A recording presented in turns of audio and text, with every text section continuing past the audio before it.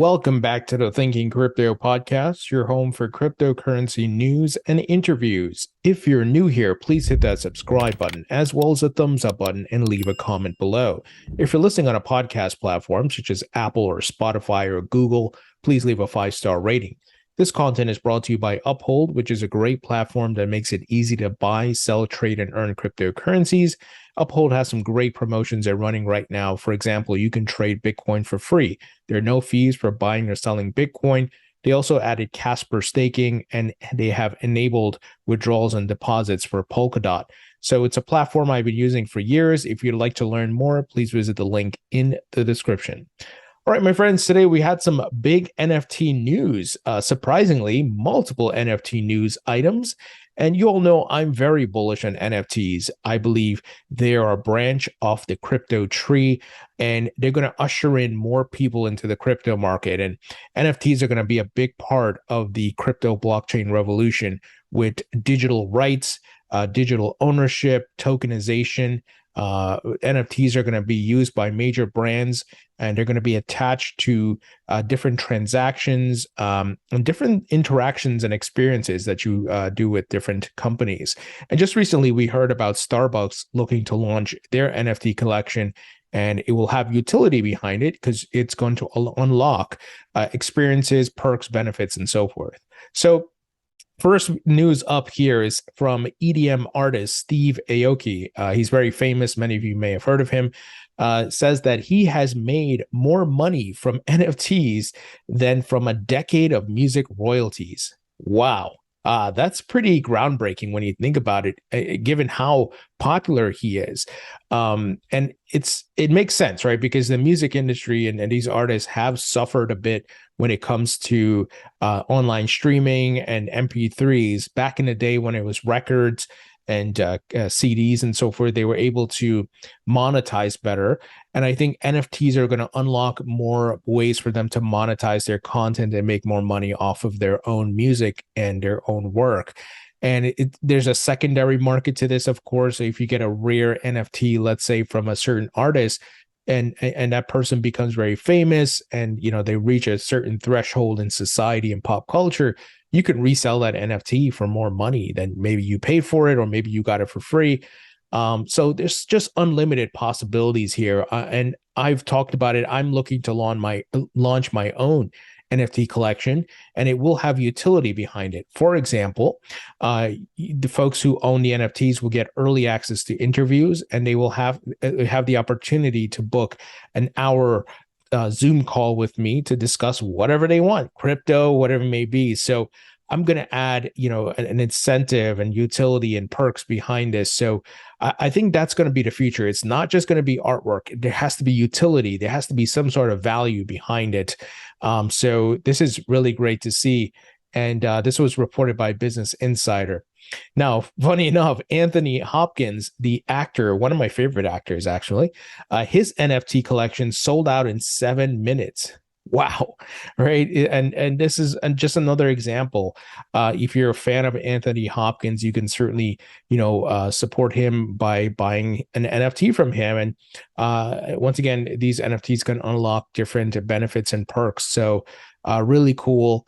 And I think we're going to see more artists, more actors and actresses and folks start to launch NFT collections. Now, I wanted to highlight something I had shared in the past, and this was from Michael Robinson of Chainlink. And he did a great thread here about dynamic NFTs. It's going to be much more than just a JPEG. It's going to be much more than just artwork, guys. There's going to be programmable NFTs. So just to recap, NFTs can be more than just static JPEGs on a blockchain. Dynamic NFTs provide a canvas for real-world utility. A few dynamic NFT use cases. He highlighted here Tesla, and that is a car dynamic NFT metadata. So he said the next step in the evolution of NFTs is just getting started. A dynamic NFT is an NFT that can change based on external conditions. Changes to the NFT metadata are encoded in the smart contract that updates when predefined conditions are met. He gave some examples here. NFTs can be programmed in an infinite number of ways. For example, your Tesla Model 3 from Elon Musk can be tokenized as a dynamic NFT with metadata updated to reflect its service records, mileage, accident report, market value, and more. He said the metadata of a dynamic NFT representing your house can change to reflect maintenance history, past sales, and age. Folks, this is the future, and you're going to get NFTs issued for when you buy a car, a house, whatever it may be, and you can see all the data on the blockchain. And when you subsequently, sell your house or your car or whatever it may be, the next person will be able to get that history, and you can give the NFT to them as part of the sale. It's pretty cool what's coming, and it just, once again, more trust, more transparency, more details, and it's easily accessible. So he said retail stores can build robust, automatically executing loyalty reward programs by leveraging Chainlink services within dynamic NFTs. Now, obviously, he's talking about Chainlink specific here, but of course, other blockchains are going to do something similar. He says blockchain gaming projects can create dynamic NFTs representing in-game characters that automatically update. Like when a player has logged in a specific amount of time played or achieved other player progression milestones and so forth. Guys, amazing. The future is so bright. And even if you don't care for NFTs, you don't own any NFTs, and you don't plan to own any NFTs, you will eventually be using it. It may not happen next year, but as these big brands, and we see Coca-Cola, Disney, Adidas, Nike, obviously I just mentioned Starbucks, as they start introducing it to the masses and educating the masses about the blockchain and why NFTs and how do they work, that's going to be very bullish for crypto. And like I said, you're going to be using it in one way or the other. I'm bullish on it both in the application, but also the fact that they're built on blockchains. And we see a lot of adoption of, for example, Polygon Matic, where big brands are building their NFTs there. So if I'm holding the Matic token, that benefits the token's value, right? Network adoption and Metcalfe's law. So all great news for the crypto market and for the future of it. Now, something that's interesting here, we got some latest news on crypto hiring. And in fact, Kraken, crypto exchange Kraken, seeks to build out an NFT marketplace and more spot trading pairs in the UK after their latest hire. So these crypto companies are hiring, they're bringing in more folks, they're expanding, mergers, acquisitions, investments, global expansion, all bullish news. I also wanted to highlight here, it seems like there's more and more members of Congress tweeting at Gary Gensler lately. Yesterday, we talked about one congressman or senator out of Colorado. Now we have Senator Pat Toomey just called out Gary Gensler on Twitter saying, Gary Gensler's assertion without public analysis or justification that dollar-backed stablecoins could well be securities is emblematic of the SEC's failure to provide clarity on its approach to digital assets. So clearly calling Gary out there. He says here, this unsubstantiated claim of jurisdiction underscores the need for Congress to enact a clear regulatory framework for payment stablecoins ASAP. And if you all saw my newsletter today and even my tweets, I talked about stablecoin regulations are coming in very soon. The move that Tether did yesterday by removing $30 billion of commercial paper out of its reserves and then adding about $10 billion of U.S. treasuries is a big signal. They're cleaning up their books because they know what's coming, regulations, and the stablecoin wars are going to heat up. So two points, here from Senator Pat Toomey calling out Gary Gensler and the nonsense that him and the SEC are doing. And of course, highlighting that stablecoins, the need for regulatory clarity has to be done, is urgent, right? They have to do it soon. Now, the Aoki DAO case, which the CFTC went after them, and that wasn't handled right. The CFTC got it wrong here, and it looks like some folks are filing amicus briefs here. So I'm seeing a lot of activity against the SEC and now even the CFTC, and that's a good sign. If these regulators don't get it right, we gotta go after them, right?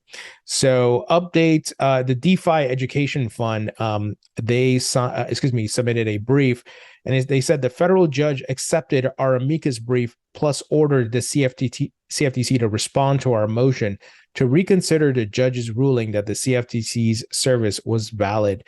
TLDR, good news. Next response deadline for the CFTC is November 7th. So I love that these funds, these advocacy groups, and folks are ready to pounce on regulators who do the wrong thing. It's not that the regulators should not be stopping scams or stopping bad actors in the market. They should. That's the core of their job, their mission, right? But many times they don't understand what they're doing, and they do take draconian actions, right? They go beyond the normal scope, and it's like, hey, we don't want to stifle innovation. If things are not correct, at least talk to these projects, try to get them to fix their issues instead of just going and doing enforcement, right? Because this is all new, and there's not clear regulatory guidelines out there as to who does what, and there's a lot of things that are up in the air. So, good to see folks are fighting back here. Now, speaking of fighting back, obviously we know about the SEC Ripple lawsuit, and an article by the folks at Blockworks today highlights, even amid the legal drama, XRP is still up more than 8,000% since its issuance. So obviously going back to, what was it, 2013? If, you bought it then or whatever it is, you're up significantly. And obviously there was a huge run up in 2017, 2018. And I made some money off of that, not as much as I would have if I listened to my friend and bought more, but it is what it is. You live and you learn.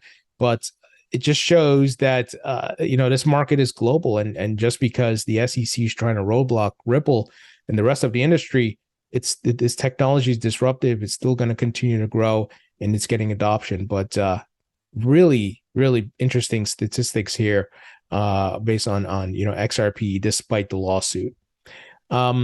That's the news, my friends. Not too much today, just the big NFT items. Let me know what you think. Leave your thoughts and comments below. Hit the thumbs up button, and I'll talk to you all later.